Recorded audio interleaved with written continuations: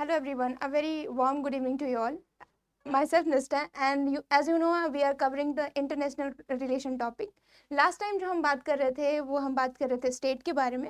हमारा second unit चल रहा था और उसी सीरीज में हम जो है आज डिस्कस करेंगे नॉन स्टेट एक्टर के बारे में. एक बार हम थोड़ा सिलेबस को देख लेते हैं कि आखिर सिलेबस हमारी क्या क्या रही है और हम कहाँ तक पहुँचे हैं. हमने बात कर ली थी approaches of international relation. We covered all the approaches along with Marxism, critical theory, postmodernism. इसके बाद हम बात कर रहे थे स्टेट्स के बारे में, स्टेट सिस्टम और नॉन स्टेट एक्टर के बारे में.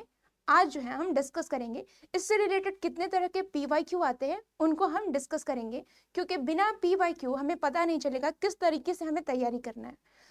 मैंने कोशिश किया है कि लास्ट 5 साल के क्वेश्चन जो है ना उनको एनालाइज करके वो किस तरीके से क्वेश्चन पूछते हैं स्टेट और नॉन स्टेट एक्टर से इंटरनेशनल रिलेशन में, उनको मैंने एनालाइज करने की कोशिश की है. बट मैं आपको रिकमेंड करती हूँ as a student of IR, as a future aspirant of the NTA, you are going to advise to please analyse at least 10 year question. ठीक है, 10 साल के क्वेश्चन आप एनालाइज करके चलो. हालांकि हमने 5 साल के ऑलरेडी एनालाइज करके आपको दे दिए हैं, बट आपकी काम ये है कि आपको +5 ईयर आपको और देखने हैं. ठीक है, तो जब हम नॉन स्टेट एक्टर की बात कर रहे थे कल, जो हमारा कोशिश ये रहेगा कि हम पावर जैसे टॉपिक को कवर करके चलेंगे. Power in international relation, remember it's not power in political theory, it's not power in political science, it's a power in international relation. That how power, यानी कि हाउ पावर ऑपरेट इन अंतर्राष्ट्रीय व्यवस्था, शक्ति का कैसे संचालन होता है अंतर्राष्ट्रीय व्यवस्था में, इसके बारे में हम कल बात करेंगे. लेकिन कल की बात कल करेंगे. आज हम बात करेंगे नॉन स्टेट एक्टर के बारे में, जो कि इन दिनों ना ये क्वेश्चन जो है बहुत ट्रेंड में. और क्वेश्चन कैसे आते हैं? क्वेश्चन आते हैं करंट बेस्ड क्वेश्चन, यानी कि अभी जो नॉन स्टेट एक्टर है, जैसे मान लीजिए ISIS, तालिबान को कह सकते हो या नहीं कह सकते, that's a controversial topic. But आप देखो इसमें अलकायदा जैसे बहुत सारे, या फिर आप देखो बोको हरम, अफ्रीकन जो नॉन स्टेट एक्टर आते हैं उनसे बार बार क्वेश्चन पूछा गया है.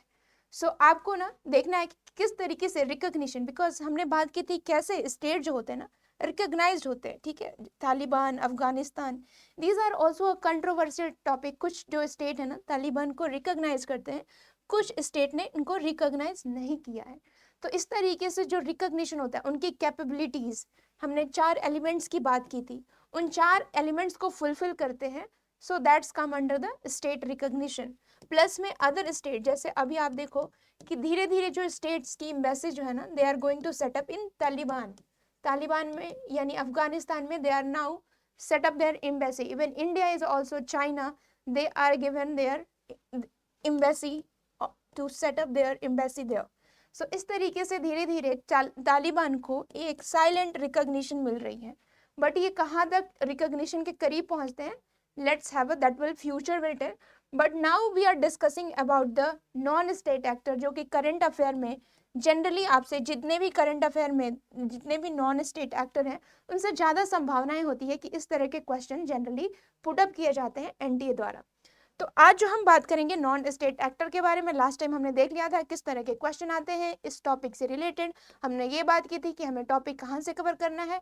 ये टॉपिक इसलिए इंपॉर्टेंट है क्योंकि एक इंपॉर्टेंट रोल प्ले करते हैं हमारे डिसीजन मेकिंग में, इंटरनेशनल रिलेशन में. हमने बात की थी स्टेट की संकल्पना, स्टेट की अवधारणा क्या है, स्टेट इंटरनेशनल रिलेशन में कैसे जो है ना वो प्ले में आया, और फिर हमने रियलिज्म जैसे थियरी को देख करके इंटरनेशनल रिलेशन की बात की थी. बट जैसे ही स्टेट की हम बात करते हैं, जैसे ही इंटरनेशनल रिलेशन में हम स्टेट और ग्लोबलाइजेशन की बात करते हैं, तो यहाँ पे आ जाती है कुछ डिबेट. और उस डिबेट को हमने देखा था कि कैसे जो है ना सॉवरेनिटी में क्वेश्चन मार्क लग जाता है स्टेट के. फिर हमने देखा था एक जो चीज मैं आपको बताना चाहती हूँ, generally it's related to state governance. ठीक है, हमने बात की थी गवर्नमेंट टू गवर्नेंस. ये आई थिंक मैंने छोड़ दिया था कि कैसे जो है ना आज there is a concept of supranation. ठीक है, यानी कि स्टेट कैसे they are trying to set up common agenda, और उससे क्या कर रहे हैं, they are raise a common issue. तो अभी देयर इज अ क्वेश्चन, क्योंकि these things are going in the current affair, तो देयर इज मोर चांसेस कि इससे क्वेश्चन आ सकते हैं। तो आपको ये टॉपिक क्लियर करके जाना है, और वो टॉपिक है स्टेट कैसे फंक्शन करती है ग्लोबल इरा में, और इसके तहत आ जाते हैं आपके G20। G20 ये जो वेबसाइट मैंने लिया है india.government.in से लिया है, स्पॉटलाइट ग्रुप G20। अगर आपको ज़्यादा जानकारी चाहिए please visit this site and have a full information on that. But generally जो क्वेश्चन आपसे अराइज किए जा सकते हैं वो है G20 का फॉर्मेशन, उससे हिस्ट्री से रिलेटेड, और अभी जो G20 हुआ, यानी अभी जो G20 का फॉर्मेशन हुआ उसका जो थीम है वो हो सकता है आपसे पूछा जाए। तो आप इसके थीम्स को जरूर ध्यान रख ले। वो है वसुधैव कुटुंबकम, वन अर्थ वन फैमिली, ठीक है। इस I think there is one also one sentence more. So वसुधैव कुटुंबकम, एक पृथ्वी, एक परिवार, एक भविष्य, one earth one family one future. Yes, one future. जो 3 sentence, family, earth, family, future, ठीक है। तो इस तरीके से आपके क्वेश्चन पुटअप हो सकते हैं। जो एक क्वेश्चन मुझे लगता है वो क्वेश्चन पुटअप हो सकते हैं वो ये है कि जो G20 का जो समिट है वो 2022 में कब हुआ, 2023 में कब हुआ, और फ्यूचर में कब होने वाला है। तो अभी तो आपको पता है कि India is going to host this summit, ठीक है। और आपको ये भी पता होना चाहिए कि G20 की जो प्रेसिडेंसी है अभी इंडिया कर रहा है। इससे पहले जो है ना इंडोनेशिया ने किया था बाली में, ठीक है। और आने वाले फ्यूचर में 2024 में जो G20 की प्रेसिडेंसी है वो ब्राजील द्वारा हेल्ड किया जाएगा। तो ये सब चीज़ें करंट अफेयर में है और हो सकता है इससे आपको क्वेश्चन पूछ दिया जाए। So please keep in mind G20 which is going in the current affair. ये कॉन्सेप्ट जो है ना वो सुप्रानेशन से रिलेटेड है। कैसे जो है ना नेशन जो है साथ साथ आकर के अपने प्रॉब्लम्स, कॉमन गोल्स को वो टैकल करते हैं इंटरनेशनल रिलेशन में। जब G20 की हम बात करें तो यहाँ पे 2 ट्रैक होते हैं। एक तो होता है फाइनेंशियल रिलेटेड ट्रैक और एक होता है शेरपा का ट्रैक। जो फाइनेंशियल रिलेटेड ट्रैक होता है यानी कि उसमें दो पक्ष होते हैं, एक तो फाइनेंस से रिलेटेड और एक शेरपा से होते हैं, ठीक है। अब इन दोनों का काम क्या है, फाइनेंशियल जो ट्रैक होते हैं ना इसमें फाइनेंस मिनिस्टर होते हैं और सेंट्रल बैंक के गवर्नर होते हैं, और ये जो है ना फाइनेंशियल ट्रैक को रन करते हैं। तो फाइनेंशियल में आपको आ जाएंगे गवर्नर ऑफ सेंट्रल बैंक, ठीक है, और इसमें फाइनेंस मिनिस्टर, ये 2 आ जाते हैं आपके फाइनेंशियल ट्रैक में। और जो शेरपा होते हैं, Sherpa is the lead under the Sherpa track. तो हर स्टेट से ना एक शेरपा चुने जाते हैं और वो क्या करते हैं, वो शेरपा ट्रैक के अंदर आते हैं। G20 process from Sherpa side and coordinated by the sherpas member countries who are personal imaginary of the leader. Finance track is led by finance minister and central bank governor of the member country. तो ये जो दोनों track होते हैं वो क्या करते हैं, मैनेजमेंट का काम देखते हैं। जब भी कोई प्रेसिडेंसी होता है तो हर स्टेट से एक शेरपा चुने जाते हैं और वो उसकी जो है ना कैसे मैनेजमेंट होगा, सिटिंग अरेंजमेंट कैसे होगा, कौन से एजेंडा को डिस्कस किया जाएगा, तो ये सब चीज़ें जो है ना वो प्लान की जाती है बिफोर फॉर्मिंग G20 मीटिंग। तो अभी ये इंडिया के कॉन्टेक्स्ट में इसलिए है क्योंकि of course you are going to sit in the national level exam and this is a very big event for India. So maybe the question will be going to ask from this theme, year in which it gets set up, and the previous presidency and the future presidency and the current presidency held by which country. This kind of question might be asked in your examination. So that's why I bring this up for you, because you are going to learn state आप पढ़ रहे हैं तो state के बारे में, state कैसे work करते हैं इंटरनेशनल रिलेशन में, ये आपको चीज़ें जानना जरूरी है। चलिए हम आगे आते हैं।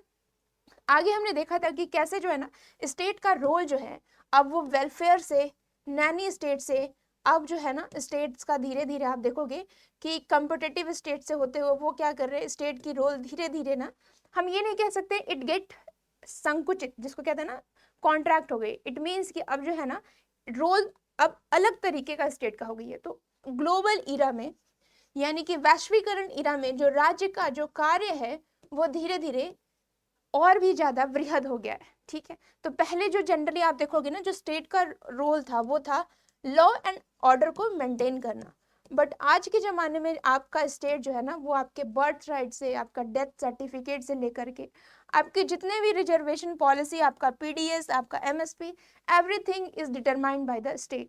सो state is everywhere. It doesn't mean कि ग्लोबलाइजेशन के आने से स्टेट का रोल जो है ना वो संकुचित हो गया, it get transferred into different form, ठीक है। तो ये चीजें हमने देखी थी लास्ट क्लास में। हमने ये चीजें भी देखी थी ना कि कैसे प्रॉब्लम्स आ रहे हैं ग्लोबलाइजेशन के थ्रू। हमने बात की थी कैसे टेररिज्म, क्लाइमेट चेंज जैसे बहुत सारी चीजें आ रही हैं और उस चीजों में स्टेट का होना बहुत जरूरी है। और इसी वजह से हमने कहा था ब्रिंग बैक स्टेट, ठीक है, ताकि इकोनॉमी हमारी स्ट्रेंथ हो, पीस बिल्डिंग। क्योंकि आप लागू कहाँ करोगे, डोमेस्टिक लेवल पे, इंटरनेशनल मान लीजिए कि आप जो है ना ह्यूमन राइट से रिलेटेड, बट उसको लागू कहाँ करोगे, स्टेट में करोगे। और स्टेट को लागू कौन कराएगा, of course there is need of a government, ठीक है। There is a weak government, strong government, तो strong government has a ability to manage everything, ठीक है। और जो नहीं कर पाते हैं, so there is the failed state. So इस तरीके से एक स्ट्रांग स्टेट का होना बहुत जरूरी है एक कंट्री को रन करने के लिए। ये सब चीजें हमने लास्ट क्लास में देख ली थी। इसके बारे में हमने देखा था कि कैसे ग्लोबलाइजेशन का मतलब ये नहीं होता है कि स्टेट जो है ना, उनकी रोल जो है ना, उनकी टेरिटरी जो है ना, वो आज आप देखो ना साउथ एशिया में कैसे बॉर्डर और भी स्ट्रेंथन हो गया है। आप यूएसए में देखो, US Mexico is the most protected border along with the India and Pakistan. It doesn't mean that globalization means borderless village. It doesn't mean that a border has been reduced or border has been diminished. It means that a border has formed in a different form. अब ये border और भी ज़्यादा strengthen हो गए, और भी ज़्यादा पेट्रोलिंग होती है। आप देखो कि there is a different mechanism, जिसको कहते हैं ना, आपको बायोमेट्रिक वे से आपको क्या किया जाएगा, चेकिंग किया जाएगा। यानी कि आप पहले तलाशी ली जाती थी, अभी बायोमेट्रिक, आपकी आइडेंटिटी, आपका इस तरीके से सीसीटीवी कैमरा से आपकी क्या की जाती है, देयर इज अ 24/7 पेट्रोलिंग की जाती है। और इसी को आई थिंक फूको ने कहा था बायो पावर, बायो पॉलिटिक्स, कि कैसे अब जो है ना गवर्नमेंटलिटी यानी कि जो शासन करने का जो तरीका है वो अलग फॉर्म में तब्दील हो गया, जिसको उन्होंने कहा था पैनोप्टिकन मॉडल। उन्होंने हालांकि ये सिद्धांत जो था ना वो कैदी और जेल के संदर्भ में दिया था, बट आप सीसीटीवी कैमरा से अपने आप को समझ सकते हो कि किस तरीके से ना क्रिटिकल थियरी ने बताया था कि कैसे जो स्टेट का रोल है it get transform into different form, ठीक है। तो हमने मिथ ऑफ ग्लोबलाइजेशन को देखा था लास्ट क्लास में, और हमने ये भी देखा था कैसे गवर्नमेंट जो है ना गवर्नेंस में तब्दील हो गया। गवर्नेंस का मतलब क्या होता है, it's a broad concept, government is just related to politics, but when we talk about the governance it's come under the religions, it's also lie in the economic sector, political sector. So governance is the broad sector. इसमें आपको एक network देखने को मिलेगा, इसमें आपको public private partnership देखने को मिलेगी, इसमें आपको एनजीओज भी मिलेंगी, ट्रांसनेशनल कॉरपोरेशन भी देखने को मिलेगी, इसमें आपको एमएनसीज देखने को मिलेंगी। तो नाउ स्टेट का मतलब ये नहीं है कि सिर्फ आपके गवर्नमेंट है, it include the large thread, network of thread. So now it get transform into governance, जिसमें पीपल का पार्टिसिपेशन जो है ना दैट बिकम एक्सप्लिसिट। यानी कि अब जो पीपल हैं they are not coming under once in a 5 year. Now you can raise the question and make the government responsible through the representative, through the PIL, through the media, through the press conference. So this is the way through which the government become more responsible as compared to other time, ठीक है। other time में you will say that the government just make a law and now there is a question time to time। अभी आप देखोगे कि बार बार question हम पूछ करके उनको और भी ज्यादा रिस्पॉन्सिबल बना रहे हैं, प्रेस कॉन्फ्रेंस बार बार उनको आकर के उनको अपनी जवाब देनी पड़ रही है, ठीक है। तो या फिर आप पीआई से पूछ सकते हो कि अभी जो खर्चे हैं वो कहाँ कहाँ किस वे में हुआ। तो इस तरीके से now the people become more empowered. So now the government, अभी आप ई गवर्नेंस देखते हो, ई गवर्नेंस से अब ट्रांसपेरेंसी आ गई है, और भी क्या हो गया है, accountability, you can raise the question directly to the government.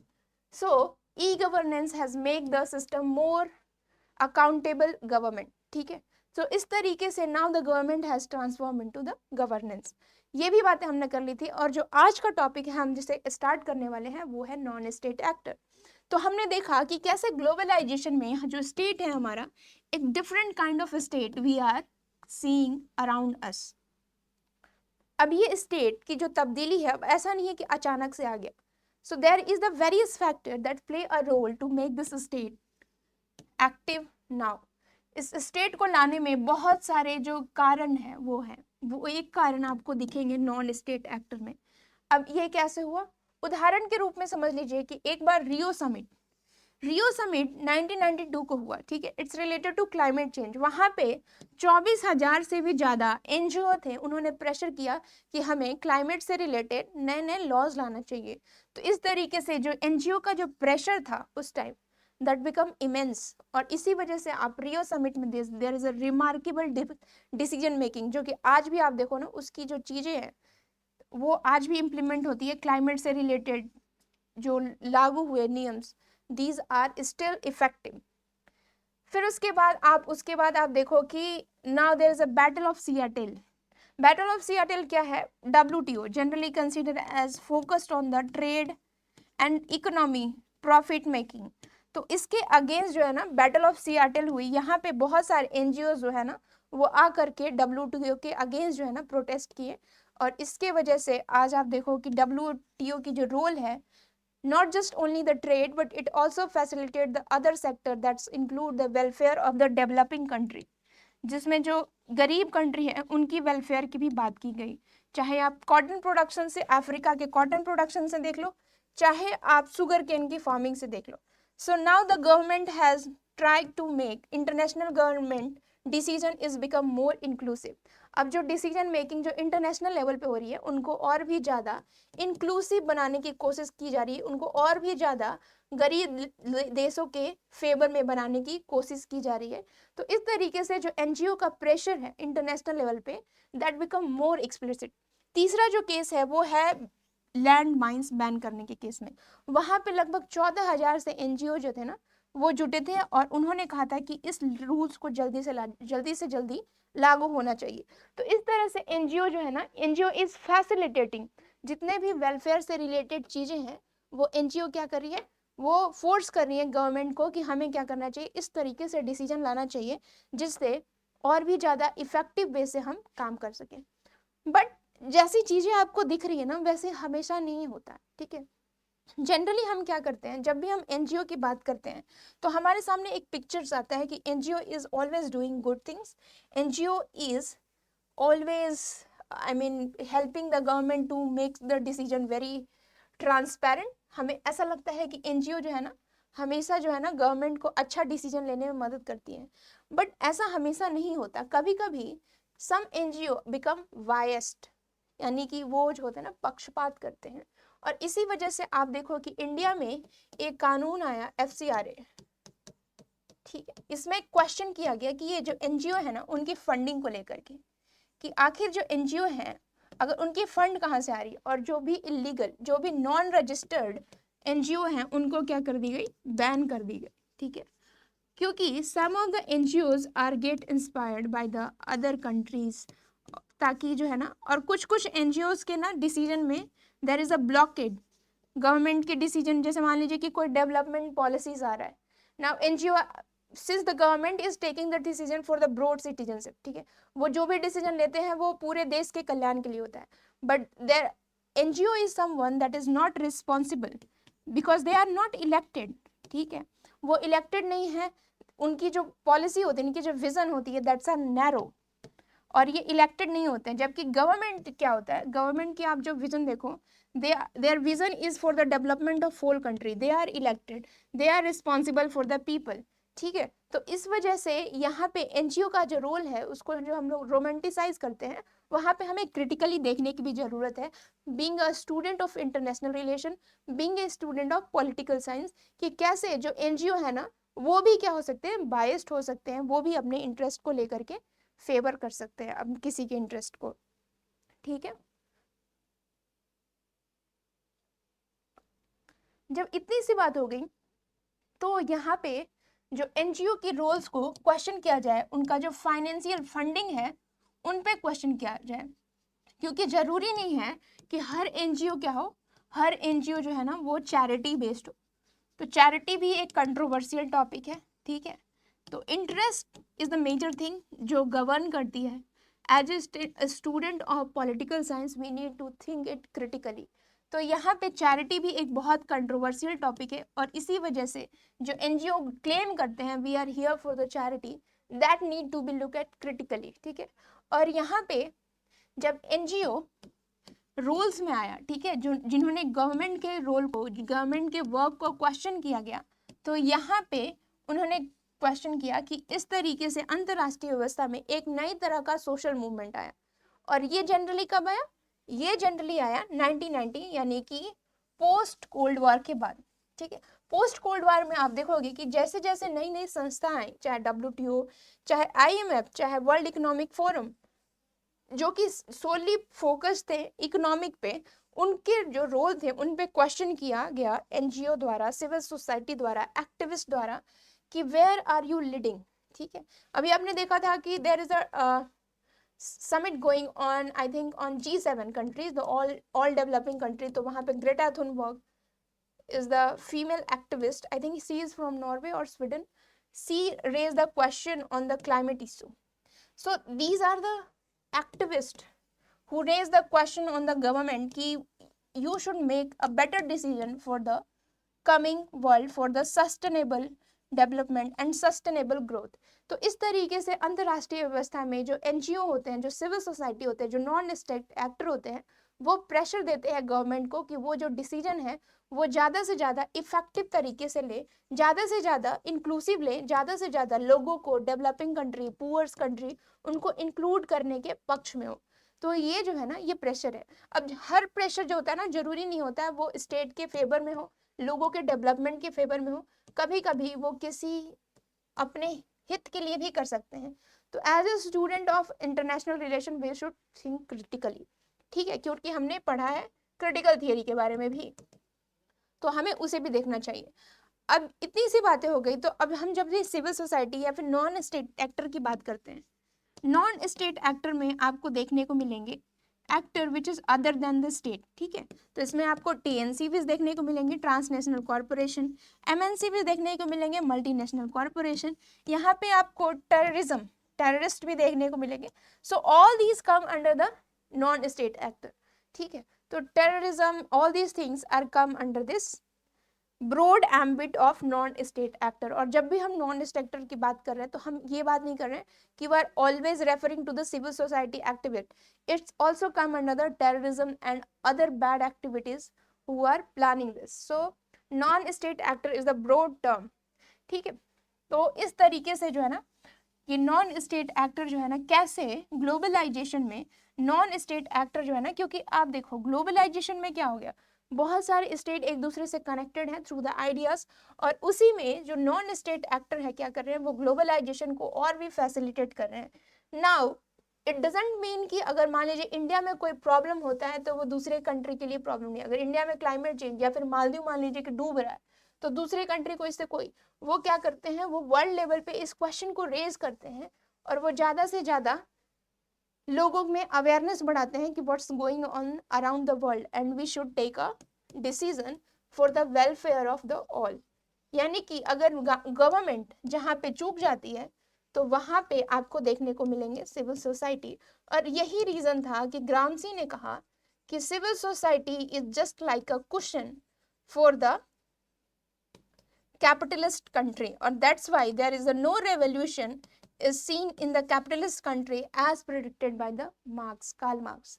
ठीक है, तो यहाँ पे हमने कुछ देखी कैसे जो ग्लोबलाइजेशन में जो सिविल सोसाइटी है वो लोगों की, जो आम जनता है, उनके समस्याओं को लाते हैं।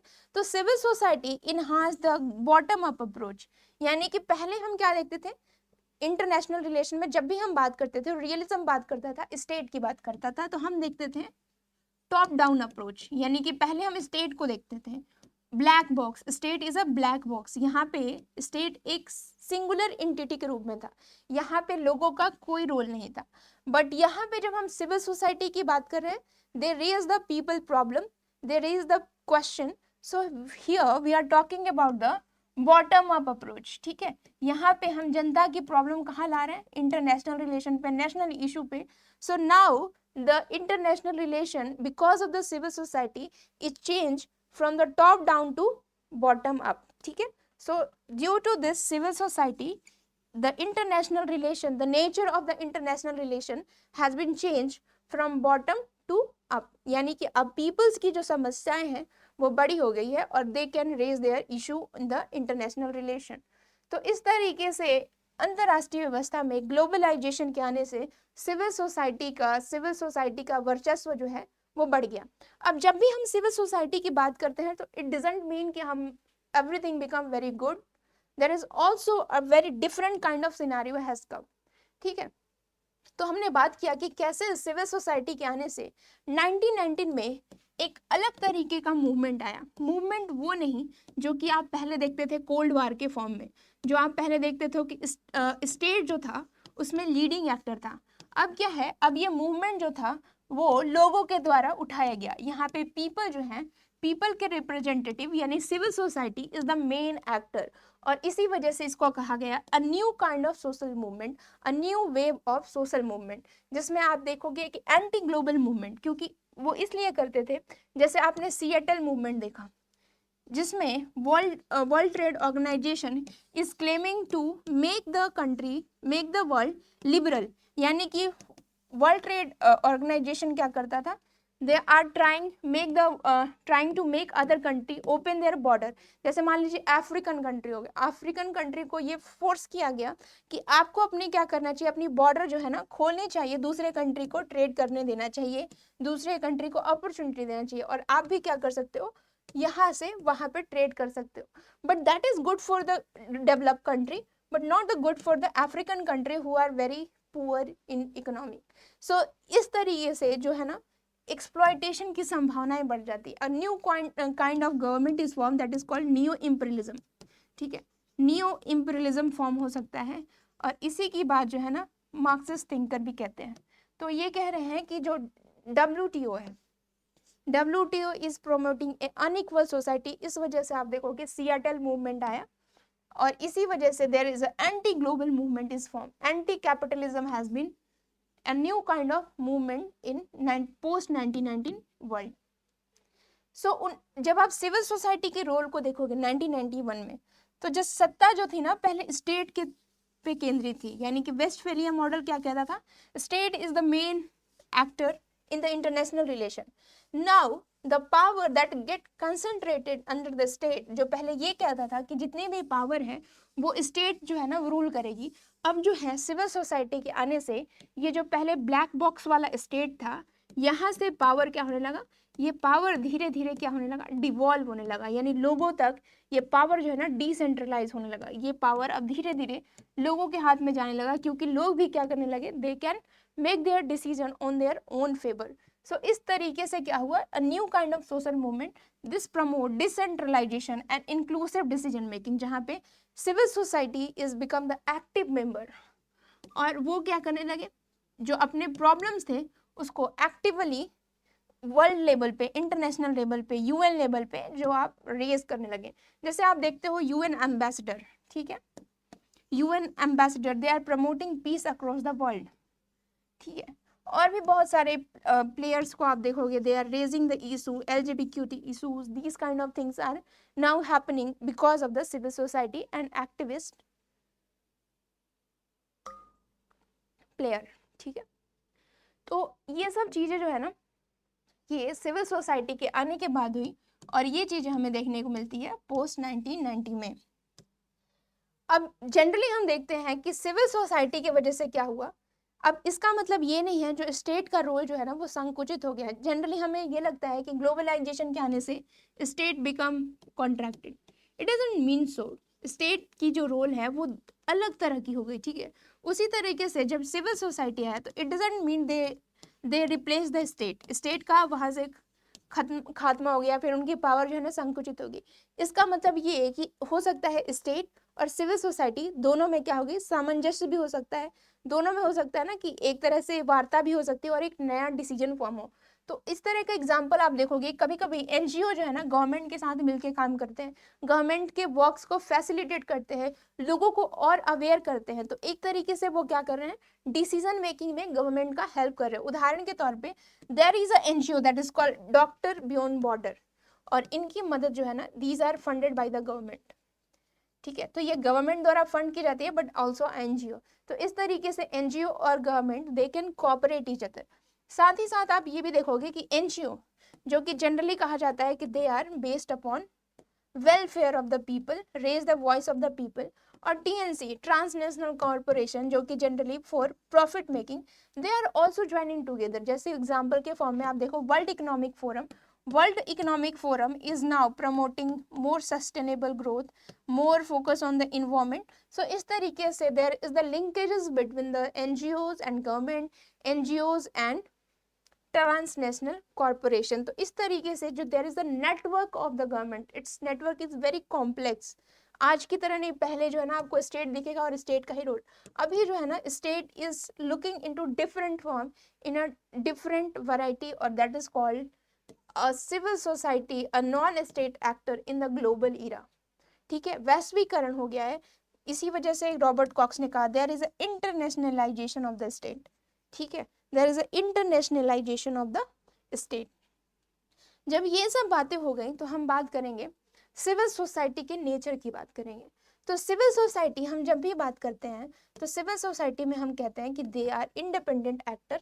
जनरली ये स्टेट के रूल्स, गवर्नमेंट, इन सब से वो थोड़ा सा अपने जो, क्योंकि आप देखो these are run by the individual, these are run by the group of the people, so these are independent from the government, but also they are also a resident of the country। तो of course उन पे constitution तो लागू होगा, but they are run by the individual, run by the group of people, so these are independent in nature, they are autonomous।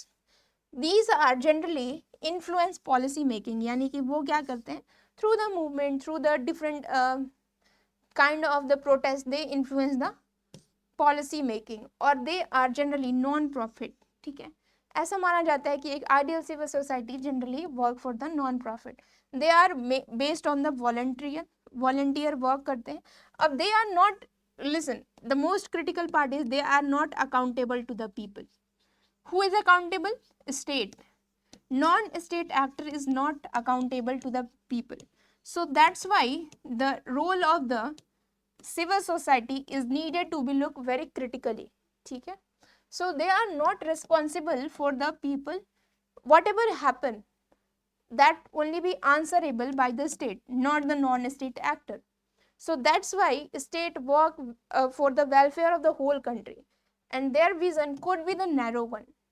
so that's why that's their role is to also look into in a very considerable, in a very critical way। ठीक है, कि कैसे non state actor जो है they are different from the state.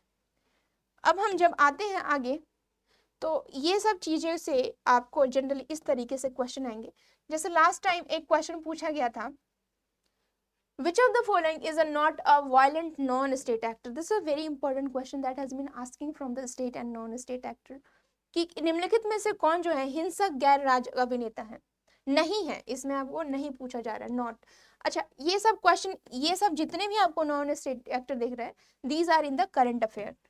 ठीक है, तो non state actor से जब भी क्वेश्चन पूछा जाता है तो these are under the current affair, और ये करंट अफेयर से क्वेश्चन रहते हैं। या फिर आप देखो कि जो स्टेट और ग्लोबलाइजेशन का कॉन्सेप्ट है, these are also come under the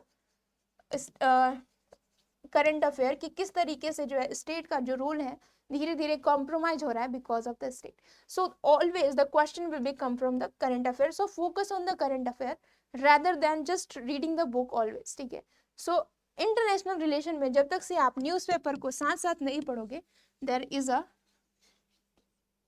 a no scope to achieve a good rank। so please focus on the current affair। so first question, please open your book, open your copy and try to attempt this question। इनमें से कौन जो है ना non state actor नहीं है? ISIS, Boko हरम, PLO, Hezbollah. Of course हमने बात की थी नॉन स्टेट जब भी बात करते हैं तो इसका मतलब ये नहीं होता है कि they are only based upon the welfare, there is also a terrorist group that is violent in nature. ठीक है, तो इनमें से आपको बताना है कि कौन सा जो है ना नॉन वायलेंट। ठीक है, just try to guess this question.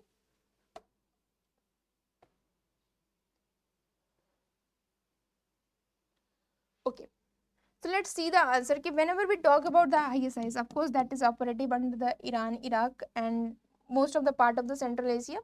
when we talk about the Boko Haram that lie under the Africa, PLO is generally Palestine। ठीक है, Palestine Liberation Organization and that is come under the for the liberation of Palestine। ठीक है, और ये जो group है वो Palestine के लिबरेशन के लिए आया था, that is not under the violent non-state. Of course, Hezbollah is generally seen under this eyesight, that is the violent. So all three, ISIS, Boko Haram and Hezbollah is the violent, but the PLO is the liberator group which come for the liberation of the Palestine. So of course the right answer is option C. Now let's see the explanation. What kind of question will come? So PLO is the Palestine Liberation Organization formed in 1964. ISIS is operative in Iraq and Syria. Boko Haram, when we generally consider, that come under the Africa, that lie in Algeria region. ठीक है? And the Hezbollah is generally seen as the violent group. ठीक है? So let's see the current affair. What kind of question that can be asked? So this website I have taken from the Africa Center, Spotlight, Fatalists from the Islamists. If you are more interested, you can visit this website. But let's see कि Africa का कौन कौन सा parts है ना जहाँ पे आपको ये सब नॉन स्टेट एक्टर आपको जनरली देखने को मिलेंगे. और ये क्वेश्चन बार बार पूछे जाते हैं because these area is seriously affected by the non-state actor. So let's have a look. जो so generally when we consider Africa, so एक आप देखोगे ट्यूनेशिया में आप देखोगे कि अमार अल सरिया, ठीक है, AST group is active there. So these are the Tunisia region. Algeria that is come under the ADMI, ठीक है, यहाँ पे आपको देखने को मिलेंगे ये एक्टिव. बुर्किना फासो नाइजर में आपको जमाते नुसरत देखने को मिलेंगे, that's come under this. Nigeria, niger and Cameroon chart that will be active by the Boko Haram. So these are the repeatedly asked question. Boko Haram किस region में आपको lie करेंगे? So that's come under the Nigeria. Sorry that I have mentioned that it's come under the Algeria. So that's come under the Nigeria. ठीक है? Nigeria, Niger, Cameroon and Chad. Mozambique, when you see that is come under the Sana. ठीक है? यहाँ पे एक group active है that is called Sana. ठीक है? फिर यहाँ पे आप देखोगे Somalia, that Al Shabaab. This is the very important question repeatedly ask. Al Shabaab that's come under. हो सकता है आपको मैच ऑफ द फॉलोइंग में आ जाए कि सोमालिया का अल शबाब कौन से ग्रुप कहाँ पे एक्टिव है इन अफ्रीका. इजिप्ट में आप देखोगे ADMI, ठीक है. लीबिया में आप देखोगे there is a Wilayat Barqa. So these are the active group these in Africa, ठीक है. ADM and there is a so much attack is going on. यहाँ पे al Qaeda, Al Shabab, ASWJ, Boko Haram, ISIS, ISWA. So these are the active group in Africa. And इससे related news जो है ना आपको हर साल आते हैं और इन न्यूज़ पे आपको फोकस करके चलना है कि कौन से नॉन स्टेट एक्टर जो है ना किस एरिया से वो प्रभावित है और किस एरिया को वो ज़्यादा इफेक्ट करें. तो इस तरह के क्वेश्चन बन सकते हैं. जो नेक्स्ट क्वेश्चन है, जो बचे हुए क्वेश्चन है नॉन स्टेट एक्टर स्टेट से related, we will do in the next class because it's a huge topic, it's a vast topic and there are lots of questions regarding this topic.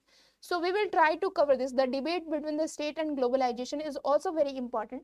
Of course, beside this, the non-state actor, that including the very charity driven NGOs, that is also important. तो इन सब चीज़ों को हमें consider करना है because PYQ के through ना हम एक एक फैक्ट्स को ध्यान देते चलेंगे.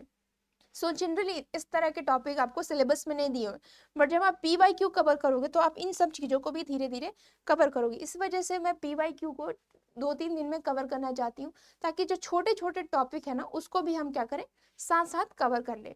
सो in the next class we will try to finish the rest of the question that is involved in the state and non-state actor, and we will also see the current affair related to this one. So see you guys in the next class, and I hope you will be read carefully so that you can answer all the question related to state and non-state actor. Till then, have a good preparation.